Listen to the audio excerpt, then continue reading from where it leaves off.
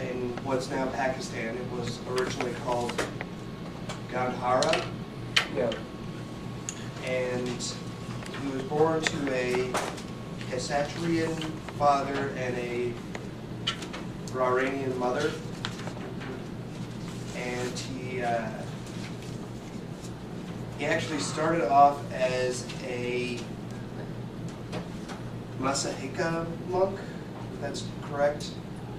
And then later on, him and his half-brother, who is Vasubandhu.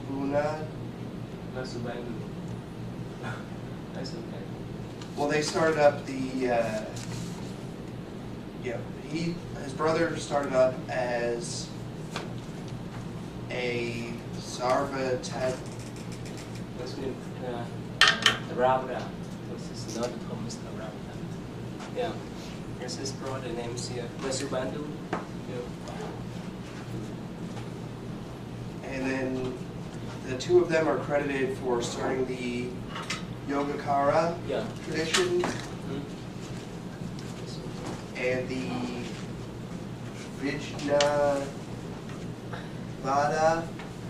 Okay. So what's about that? Have that Asuka would spend years in meditation, often visiting the Maitreya. That the Treva heaven. Yeah, and to see that heaven. And he was taught by Maitreya Buddhism. Yeah. Okay. So what did you learn? I learned a lot about just how he was raised and the different things that he did. I couldn't find a lot on what the actual teachings were, but I found how he was taught and where he found his enlightenment. And he founded, or he became the Grand Monk of, he became the Grand Master of the Mahayana, where he created the Mahayanist Amaharada. Okay. Yeah. Okay. So basically, thank you. In most of the religious tradition, there's some myth, there's some legends, right? According to this monk story, he meditated at night. And when he meditated, he went up to what called it, to see the heaven. Remember we talked about to see the heaven? Remember that? This is one of the desired heaven. They live up to more than 900 million years. So this inner and outer court of the to see the heaven, where Maitreya Bodhisattva is said to teach the consciousness school only, and he's the future Buddha that will come here on earth for the next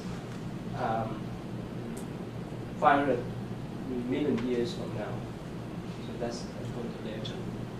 So again, every night he went up there and came back and did a lecture to the people, and according to the tradition.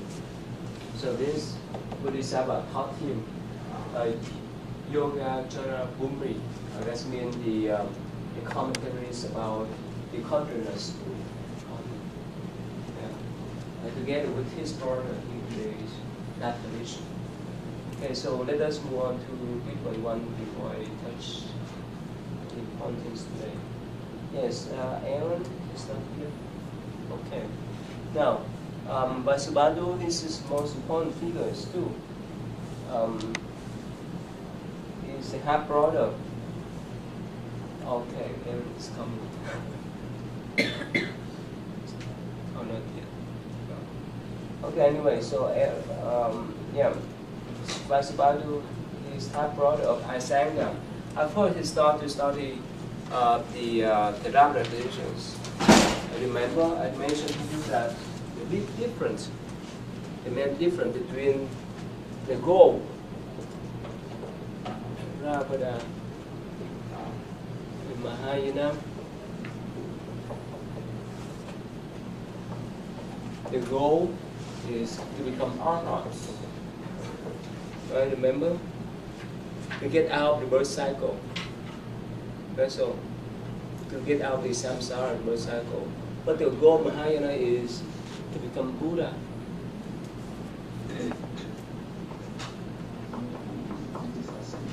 And in order to become Buddha, it's a process.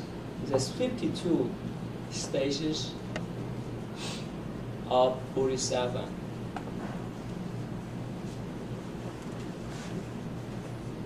So you have to practice, you have to go step by step, ladder by ladder, in order to reach to this Buddhahood. But everyone has that kind of potential.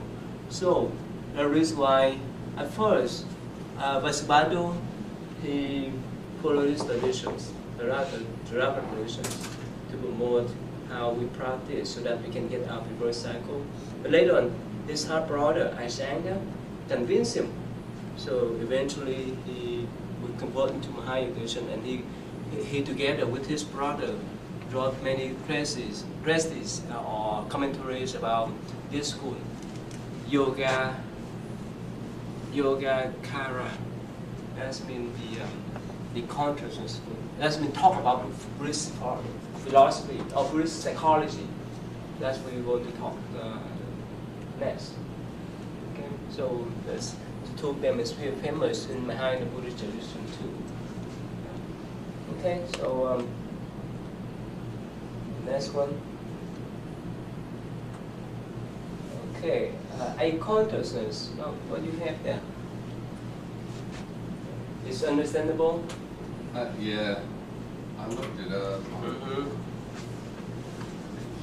What do you have?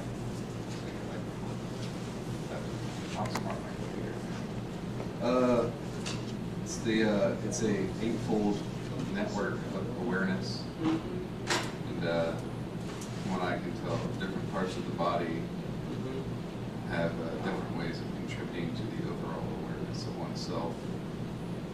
The eightfold network of awareness includes there's eye consciousness, and then ear consciousness, nose consciousness, tongue consciousness, body consciousness, mental consciousness, which the first five are kind of self-explanatory, just for your physical senses and whatnot. And then you have mental consciousness, which is like thoughts and ideation in your mind, and then 7, deluded awareness. I was kind of confused that it gets a little more tricky there. It's like bad thoughts and whatnot. Apprehension. And then the 8th is the all-encompassing foundation consciousness, which is a memory and reflexive awareness, or storehouse consciousness, they call it. So that understandable or confusion? Do you understand this? Or confused? For the first part is easy, right? First part is easy to understand, right? Let me show this one here too.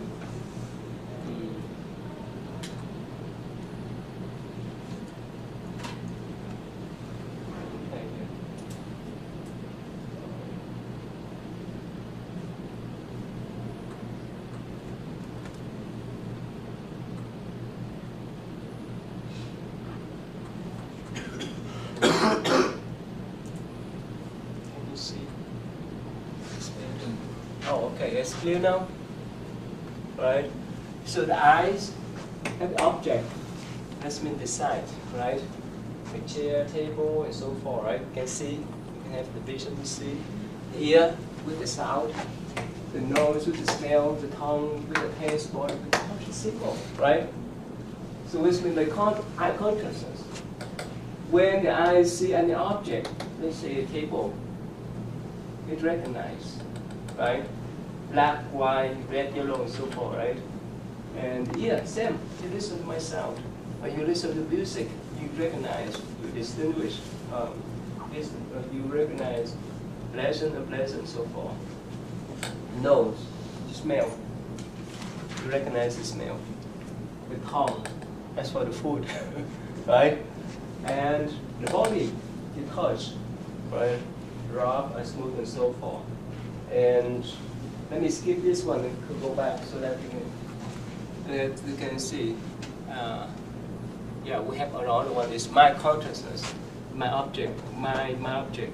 And let's say the way we think. Let me go back to this country you understand.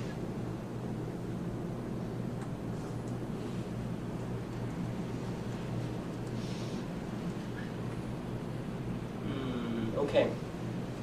Here. Okay. It's simple. It's understandable, right? And this consciousness is a pure basic, the pure perception, identification, naming. Let me put this way for you to understand.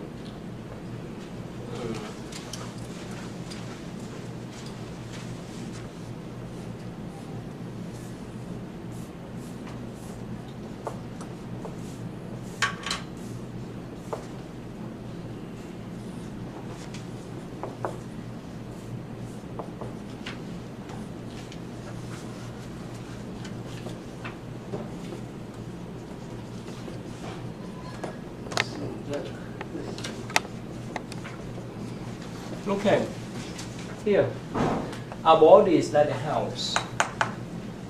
When we close our eyes, it's like we close the door. Is that right? When we open our eyes, we see there, and we discriminating, we recognize it. Black, white, good, black, white, yellow, and so forth. And actually, the owner of the house is what they call the mind object. It controls our sense. Through the eyes, we say eye consciousness. Through the ears, we say ear consciousness. You understand that? Right? So basically, it's just a number six, the pure perception of identifying things through our sense. Understand? The number 7 here is especially the cell grasping the cell mind story. So let me put it this way. Let's say when they look at this lamp, right? And if they say, "Oh, I like it," so when I open my mind, right, I see this red lamp, right?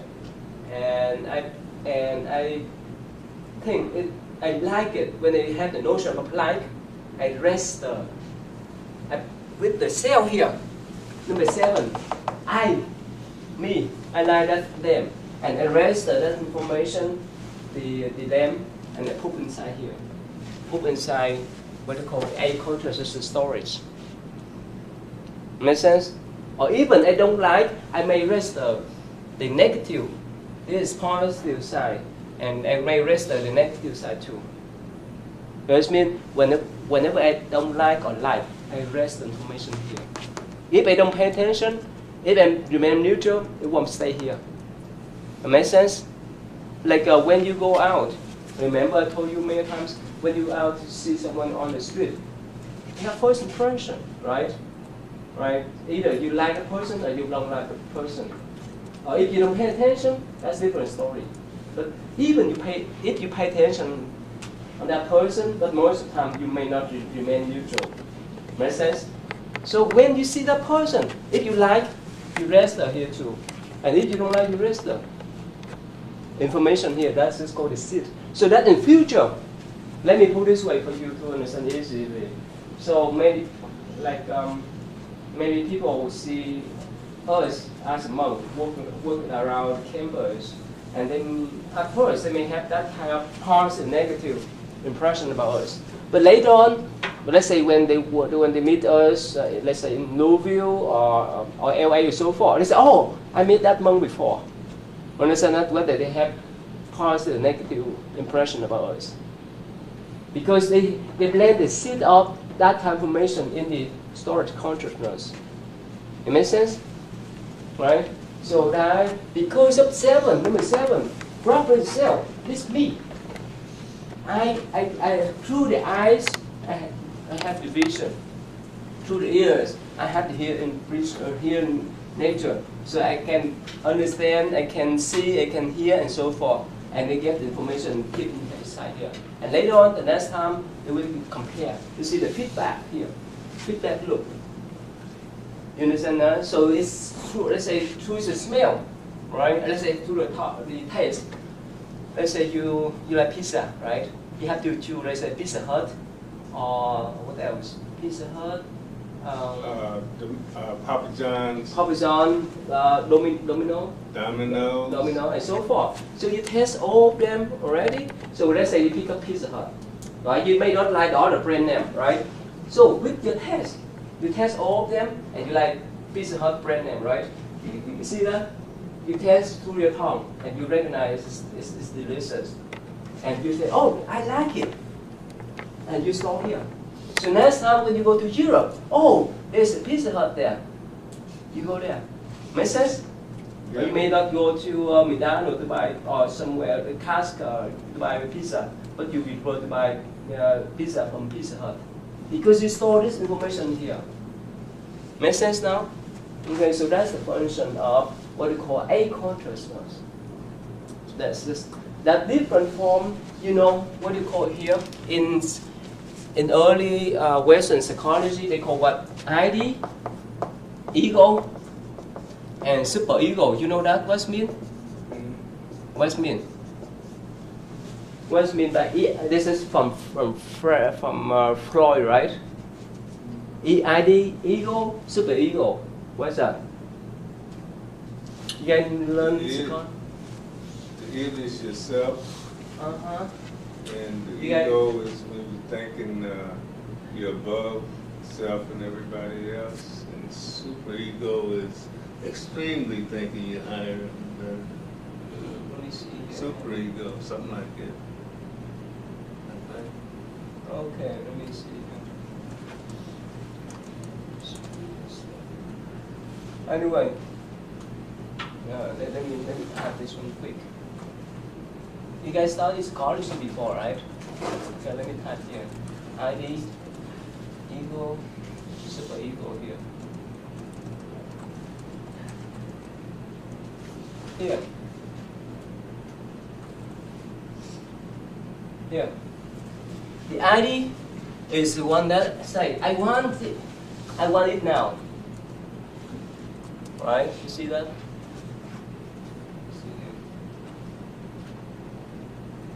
Okay, this is the ID.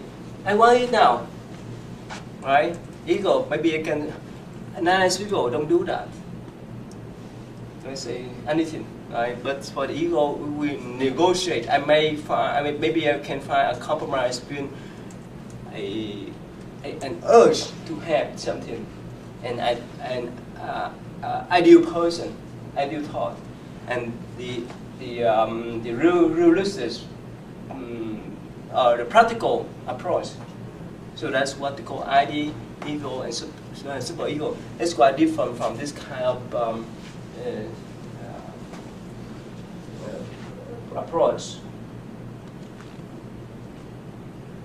Okay, so you understand now? All right, so that's why there is what they call the main Buddhist psychology. Of course, there's a lot of commentaries that talk about how these five consciousness interact with the six, and how the six consciousness interact with the seven, and how these reactions to the ego, attachment to the ego, relate to this one.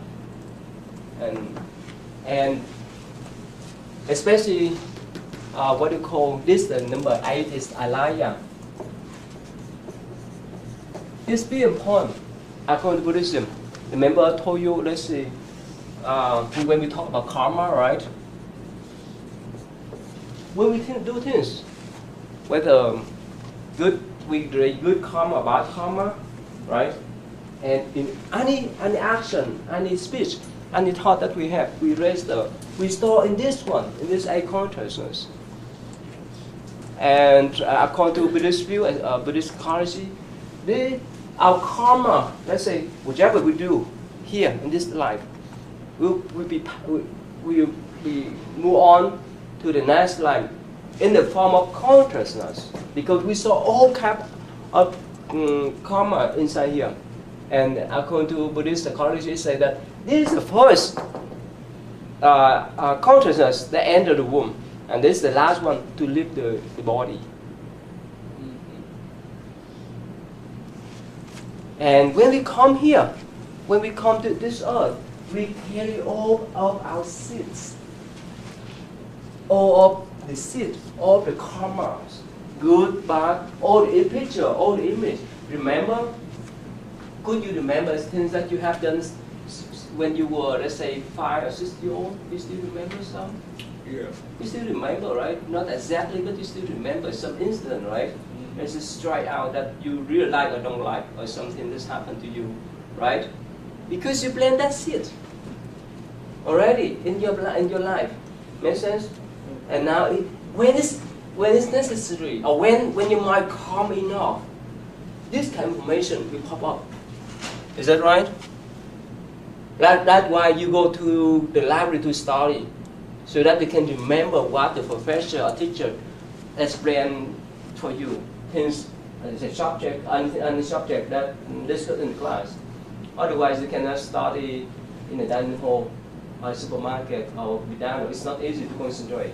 When your mind calm down enough, you will see the information that may occur here, that you store here. Make sense? Yeah, it makes sense, but like say for instance you got the storage area for the seeds. And if you did some bad karma here during this lifetime, you know, some people like they are forgiven. So does that still stay with the seed? Yeah, they say they have to until they purify them. Okay. And now, you know, it's happened to everyone else. At night, sometimes we have weird dreams, right? Whereas we may be in some different planets, we may be in different forms of life, right? But when we wake up, oh, we're here now. This is information we saw. In Akun Buddhist view, if you believe in reincarnation, that kind of life is stored here. It's like a seed drive. You understand that you store everything there. And that's why it may dictate our personality down. Whichever race you are, whichever gender we are. Make sense? Right? So that's why sometimes we have some weird personality that people may not recognize. You understand that? And so do other people. Make sense? So that's very important information, especially in Buddhist approach about the mind. So when we talk about the function of the mind, we need to talk about the relationship amongst the past, present, and the future actions, and so forth. Not only in this present life, but also in the past life. But if we don't pay attention much about the previous life, if we just start from this lifetime, right? From the time we were born up to now, we accumulate all kind of information, is that right? Throughout our lives. The older we are, the more experience we have. Yes? How do we know that we have all the information from the past life? Like if I was in 7 lives ago, how do I know that I got, you know, all that? That's why I just ask you, forget about the past life. Let's just talk about this lifetime. Oh. Could you remember in detail from the time you were born up to now? Could you? Not possible. See that? If you may have that ability, if you have clear mind. Let's say one day you sit there and you think, you try to remember things that you done and so forth. Let's say we just compare today and this morning, today and yesterday. We may not remember all things that we have done yesterday. Not talking about few years, few decades from now. You understand that? Unless we really focus our mind. Not talking about the past life. Make sense? Because when we talk about past life, it means we may change our physical body already. But when we talk about this body, right? This human body, since the time we were born up to now, many things we could not remember. Even yesterday, even the week, last week, even last month, we remember some, not all. Because why? Because we're so busy with other things. That block our mind, that cloud our mind. Yeah. How can we improve this memory? You know, how can we improve this for the test? That's what we call here meditation. When you have the clarity of mind, you could remember much. You could remember things that you learned, things that the professor, teacher tried to explain. With the mindfulness. You understand that? We will talk about that. So, but my point I want to explain to you here today is that this is storage. It stores everything. Let me put it this way. Give me you one more example. Let's say a criminal, right? He commits some crime and so forth. So he hid death in the prison for many years, and after that they released him out. He still have that kind of seed, right? And he go back to his root, his own root. What happened? They may reject him. No, not yet. He may or may not. He may join with them to do crimes again. Mm-hmm. Because he planned that it. Understand that? And of course, in the end, he may end up over there. You may understand that, right? And for us, yes. Let's say let's say whichever major you study now, right? You plan to sit up, what? Engineer, teacher, nurse, right? Pharmacist and so forth. You understand that? So 5 years from now, 2 years from now, and so forth, you will graduate with that kind of diploma because you plan that shit. You are learning, you accumulate knowledge, you gain experience while you study in school or at work. Until conventionally, officially, you got that diploma. You become a nurse, become an engineer, become a teacher, and so forth. You understand that? So you have to accumulate many kind of information or knowledge and so forth in order to have that kind of diploma. You understand that? So that's why you store here. And they use, and probably the things you learn today, right? You may not remember all, but probably when you get older, 40, let's say 20 years from now, 30 years from now, when you are grandparents, grandmom, granddaddy, you still remember something that I explained here. Make sense? Because you have that seed here. Okay? Yeah. Okay, let's move on then.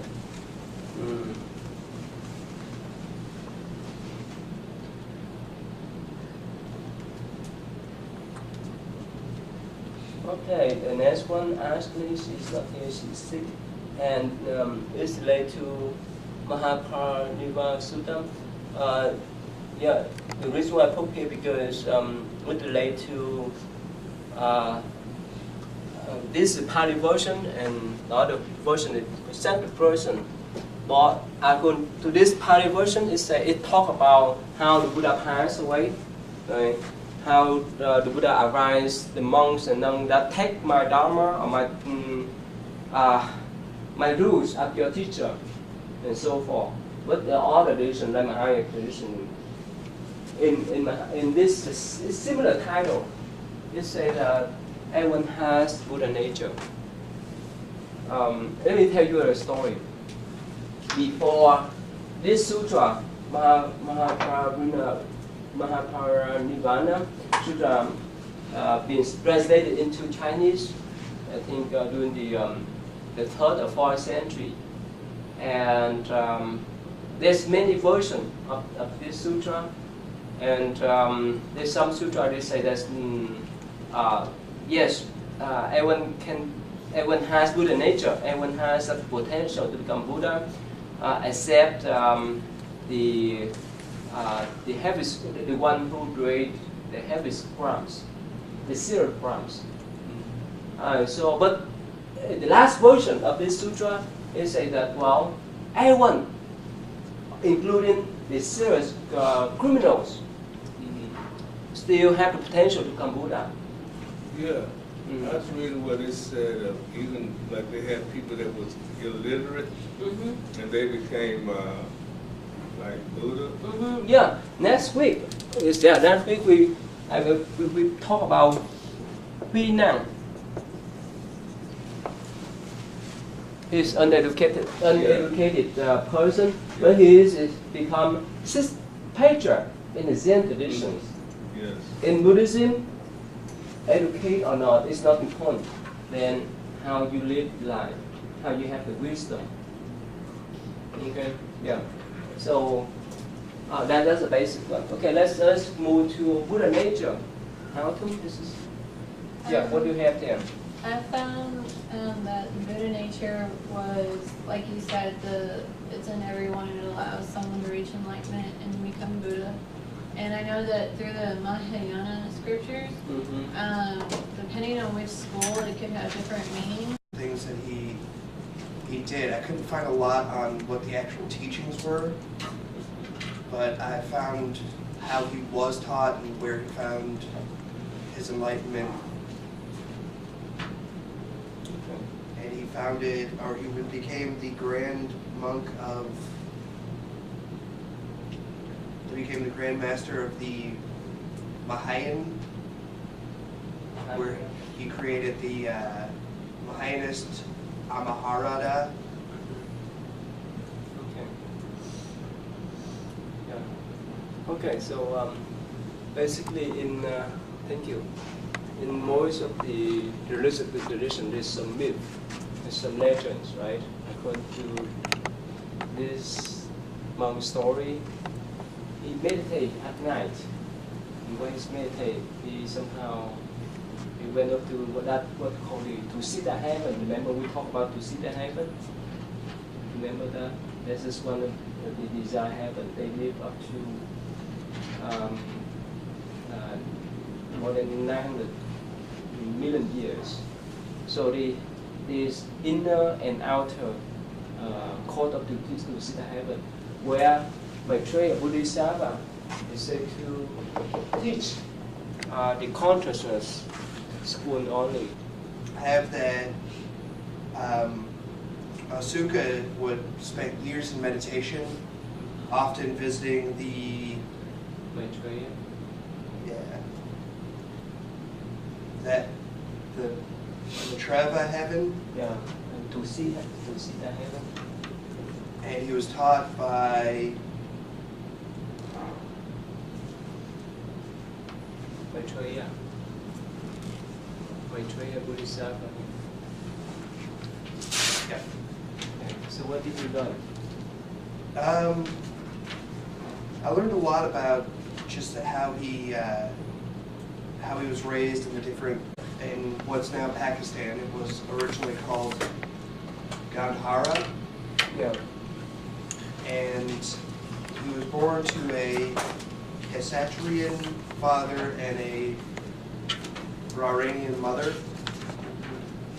And he actually started off as a Masahika monk, if that's correct. And then later on, him and his half-brother, who is Vasubandhu. Vasubandhu. That's okay. Well, they started up the, his brother started up as a Sarvatat. That's mean Ravda. This is not Thomas Ravda. Yeah. There's his brother names here. Vasubandhu. Yeah. And then the two of them are credited for starting the Yogacara tradition and the Vijnana Vada. Okay. So what's about that?